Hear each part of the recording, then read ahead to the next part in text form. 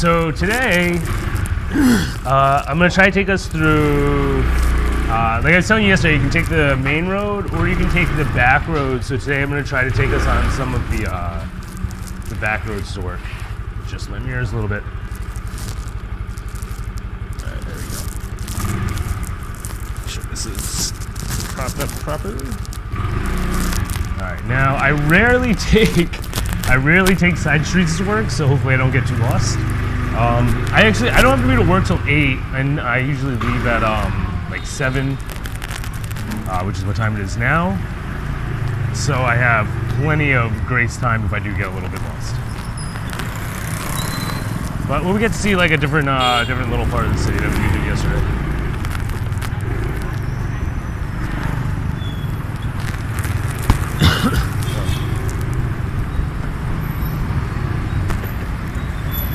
So yesterday, actually, I talked about in the video that I put out that I got a traffic ticket for the first time the other day. And yesterday I got into my first accident on a moto. It wasn't terribly bad, I'm, totally fine.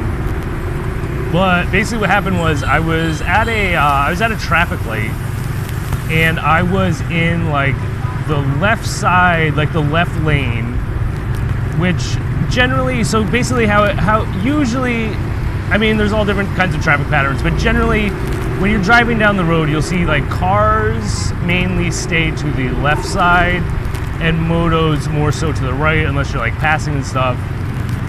But so I was on the left side, so I was behind a car and we were at a traffic light, and then the light turned green, so it was time to go. So as we started going, I started driving forward, and then I looked to my right to see if there were any vehicles on the right side of me, so I could merge back into what would be like predominantly the moto lane. So I went, as I was looking behind me to the right, I was also throttling forward, and then as I turned my head, again to look forward when I was about to switch the lane, the car in front of me immediately stopped, as did the rest of the traffic. I believe maybe somebody was crossing the intersection or whatever. So I tried to swerve out of the way, and I just barely clipped him. I clipped this guy's bumper, his rear passenger side bumper. He had a Toyota Prius. So I hit him. It was totally, like, legally it was my fault. Like, it was my fault. So, I mean, in theory, I probably could have just drove away and been like, whatever, but, again, I hit this guy's car, and I definitely did some damage to it. It wasn't, like, dented or, like, destroyed, but it was scratched up and stuff. So I pulled over. We were right in front of a university, so, like, we just kind of pulled into, like, the parking lot there. So I was talking to him for a little bit. At first, he seemed pretty pissed at first. But again, like, I think he realized, like, hey, I apologized, like, a bunch of times, and then, he chilled out a little bit. Not that he was, like, super angry, but I think, like, just in general, I feel like maybe, some people would try to talk their way out of it, or be like, hey, it was your fault, you did this, you did that. But, I was just like, hey, like, it was my fault, because it was, like, I can't argue it was my fault. I think we're supposed to turn here. So anyway, so we talked about, I was like, like, how much do you think this would cost? And he was like, honestly, I don't know. So we talked about it for a little while. So we settled on $30 to get it fixed. I don't know if that was too high or too low. I mean, in the US, I would end up paying probably whatever my deductible and my insurance is, so like $250 or $500 or whatever. So I ended up giving him $30. He took me to the ATM. So like at first, he was gonna follow me on my moto. So he's gonna follow me in his car while I was on my moto to the ATMs. I didn't have enough cash on me. But then we decided, like, I was like, like, just drive me and, drive me to the ATM. So he took like a picture of me, and he took a picture of my moto's license plate before we made the decision that we would ride together.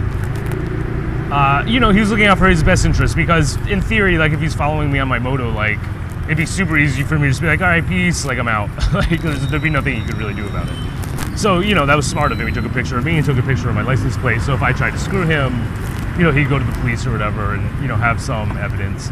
And I also took a picture of the damage of his vehicle And that was, again, while we were deciding what to do, and that was for my protection, so this way, with whatever happens, if he went home and hit something else or whatever, you know, I'd have the documented evidence of, hey, this is the damage, here are the, you know, scratches and stuff that I did to his vehicle, so you couldn't try later to, like, pull off if there was something, you know, else wrong with it, whatever. So then what happened was, so afterwards, so like he takes me to the ATM, I get the 30 bucks, give it to him. Or before I gave it to him, he didn't like the idea at first, but I explained to him, it makes sense. So I was like, listen, I was like, I'm gonna give you this money, but I wanna take a picture of me handing you this money. And he was like, he looked at me like I was crazy, and I was like, no, I was like, here's why. I was like, you took a picture of me and my license plate. I was like, so in theory, if I give you this money, you could, you know, go to the police and be like, hey, this guy hit me and never, you know, paid me, and then I'm gonna have to pay double. I was like, so it's basically like for me like a receipt, like it's like a guarantee for me that if you were to do that, then I can be like, listen, I have this picture of this guy, you know, me giving $30 to this dude, like why would I, you know, why would I just give him 30 bucks or whatever? So it was like an insurance policy for me also. So, you know, we each had like our own little insurance policy on the deal. Where road? All right, turn right here. Hold on one second. Sometimes I smoke and drive. Whatever. Oh, also, so in most states in the U.S. you can turn right on red. In Cambodia, you cannot do that. So I noticed if I look to my left, I see there's a number of officers over there, so I'm not going to turn right. These guys are doing it, and they, whatever. But as a foreigner, like, you stick out, and you're maybe a little bit more of a target. And now that I already got one ticket, I don't feel like getting any more. But yeah, so that was my experience with my accident. Like I said, like, I just clipped him, like, so I messed up the scooter, or the scooter. In the US we would call it a scooter, here we'll call it a moto. The moto that I had got like near the left-hand turn signal, it got a little bit broken. So when I got home, I told the guy, so I rent my moto from 99 Motos on Street 350. Go there, you can get 10% off, mention Halfway Around the World. So I rent my moto from there, so, you know, immediately I told him, I was like, yo, I got into an accident. And this is kind of one of the cool benefits of, shit, I was supposed to turn there. Of having, of renting a moto as opposed to buying one. There's pluses and minuses. I imagine I'll make like a full video about this at some point. But one of the advantages is that, so, you know, I damaged the moto. So what I did is I took it back there, and then I have a new moto today now while they're fixing the moto that I was renting. So like, I told the dude too, I was like, yo, like, I'm gonna pay for the damages. It's gonna be super cheap to fix. Like I said, it was just like a little bit that was broken. It's not that bad, but it was bad enough that, you know, it's not my property, so I have enough, you know, obviously, you know, respect if you're, you know, renting somebody from something. Like, I could have probably just not ever told them about it, but, you know, I try to do the right thing. I'm trying to think.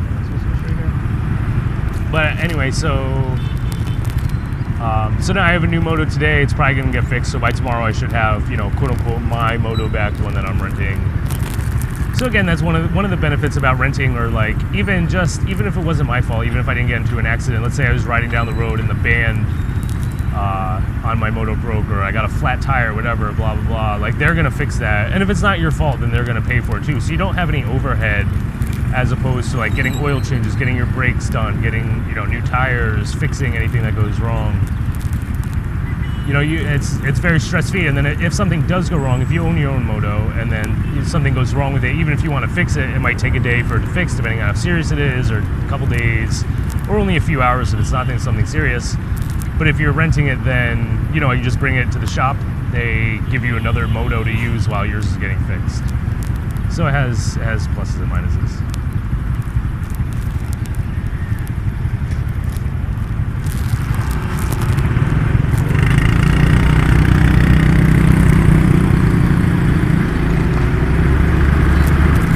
Yeah, so this other one that they gave me now, it's essentially, oh shit, it's the same It's the same make and model. It's a Honda Click also. The other one I have is a Honda Click. The other one that I have, I feel like is a little bit, it could just be my perception, but I feel like it's a little tiny bit smaller. And I feel like it also, probably because it's a little bit smaller, it's more powerful than this one. It has a lot more pickup. Also, that one says like Honda Click on it, and then it also has like and it says like Honda Click Play.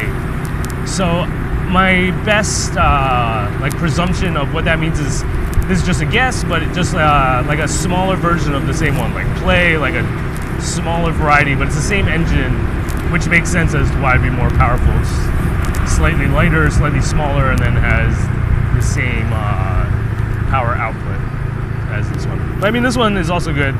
Although this one's a little bit, I don't know, if you can't see it obviously. This one has like more graphics on it. It looks like it's some kind of like racing bike. It has like numbers and like race car looking stuff on it. So I don't know, depending on your personal preference, like I guess, I don't know. I think if you're like a young kid or something, this would be like cool. But the other one I have is just a little bit more plain in its exterior. Actually, I prefer that one. But yeah, that's what I told him. I was like, whenever this one gets fixed, like preferably if I can get the same one back, because I really enjoy that one.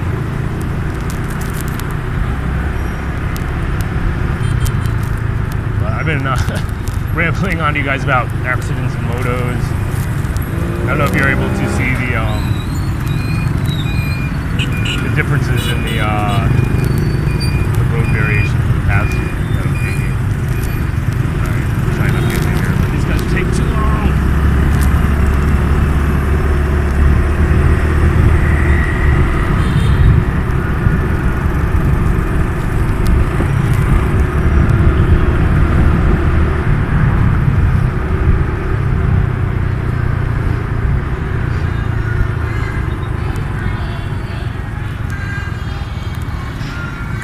Hear that, but that's a, I don't know if you guys can hear it, but there's like a traditional Khmer school to the left of me, or there was, and it's just like the sound of like a regular school. My school is like much more contemporary. It doesn't, we don't have the, I don't know. As soon as I drive past like a normal like traditional like Khmer school, or even if it's an English school but like a Khmer standard school,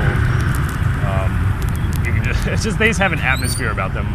I don't know. I love my school. Like, it just, I don't know. It's like I said, it's very progressive and very contemporary compared to a lot of other schools.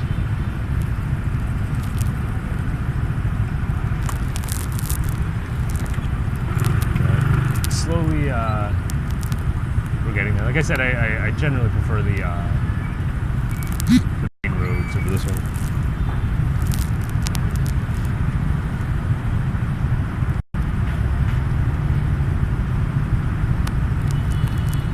I don't know if you guys can see, there's a sign for KFC up there. So they have a lot of like American fast food places. They have like KFC and Burger King, Carl's Jr. No McDonald's though. There's actually, I was watching a video recently about it was actually about McDonald's conquering Asia, and the countries that have McDonald's and the countries that don't. So I don't know exactly why there is no McDonald's here, but one thing they were saying about countries that don't have a McDonald's, a lot of them, so McDonald's has like a conflict-free resolution with itself. Like it won't open a McDonald's if two countries are at war with each other, something like that. So I don't know, it could go back to, I don't know. I mean, during Khmer Rouge, like technically Vietnam was liberating Cambodia, so it could have something to do with that. I don't know, or it could just be that there's been no investors here for McDonald's. I really don't even, I don't even like McDonald's that much, but there's just something about having like a little slice of home that's really nice. All right, I don't know what I'm gonna do here. I'm gonna go around. So these guys, I don't know if you see these are the military for these guys. So you can tell like there's different kinds of police. So regular traffic cops are going to wear blue. I believe immigration police wear brown uniforms. Then I also see guys that are like actually wearing like actual camo. And then if you saw those guys, they have like the green suits on. They usually have like some type of like armband that has Kamai writing on it. Sometimes you'll see them that they have like masks and stuff depending on what's going on. But those are like all these guys are military police. So these are like the badass guys that carry like the guns and shit. You'll see them walking around with like AK-47s and shotguns. Regular police, some of them will have weapons, although I don't even know if they're supposed to. When I got my phone stolen, the police officer that was helping me had like an old school, like huge revolver, like in his moto, wrapped up in like a jacket. And I was totally under the impression that he wasn't supposed to have that. I don't know, he was just like a regular policeman. Maybe he was supposed to, but the way he was carrying it, like he didn't have it holstered or even, like I said, like he just had it wrapped up in a jacket. And I don't know. So maybe I can turn here. So I would have turned where all those military police guys were. I would have turned there because I have to go the opposite way. So like, okay, so this guy in the blue, I don't know if you saw him. That's just like regular like traffic police. So yeah, normally I would have turned there, but like I said, all those military police guys were there. So around where I am now, there's a lot of government buildings, so they're probably this is probably their normal post for them to be at. But, and I feel like the military police aren't wasting their time with giving people traffic tickets. But again, I have it in me now. I got stopped once, and I don't feel like fucking going through it again.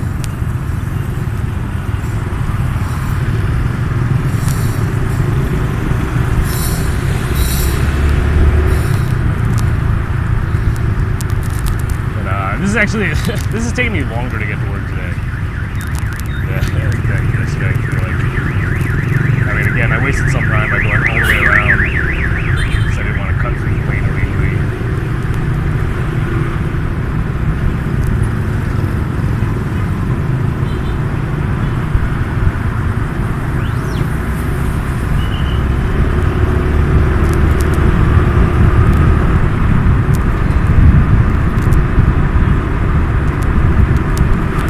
I don't know. It's really nice, guys. Again, like if you're here, like I so recommend getting a moto. Again, I didn't have a moto for so long.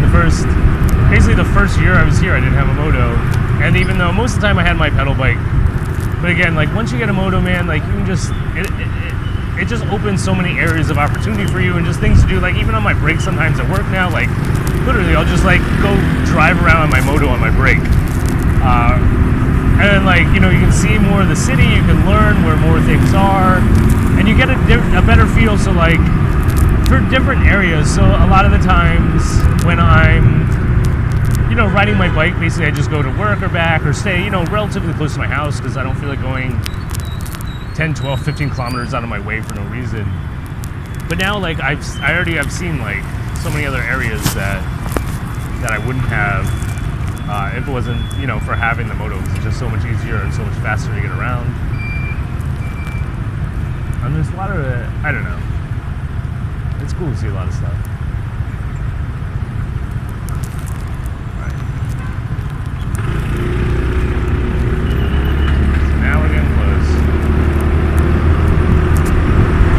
So this bridge, you see this bridge in front of me, this is where we were yesterday. I went under the bridge. Now today, we're gonna go around the bridge. I don't go over it, obviously, because I went under it before, then going over it would bring me to a different destination.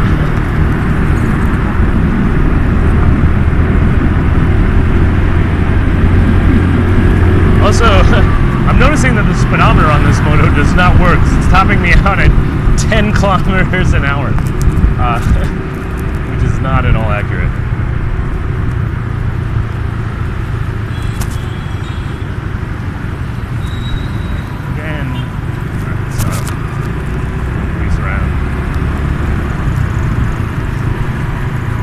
So where we are now, in the other lane, if you look at the lane across from me, that's literally right where I had my accident yesterday. It was back at that traffic light underneath the bridge. This way.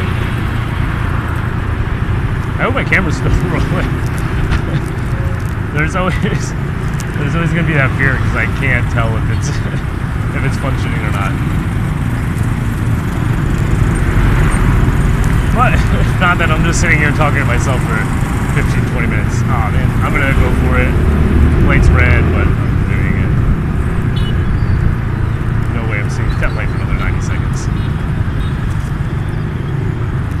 Yeah, so I don't know if you recognize again from where we were yesterday. But we're coming up on the coffee spot. Of course, I'll go get my morning cup of coffee, iced coffee.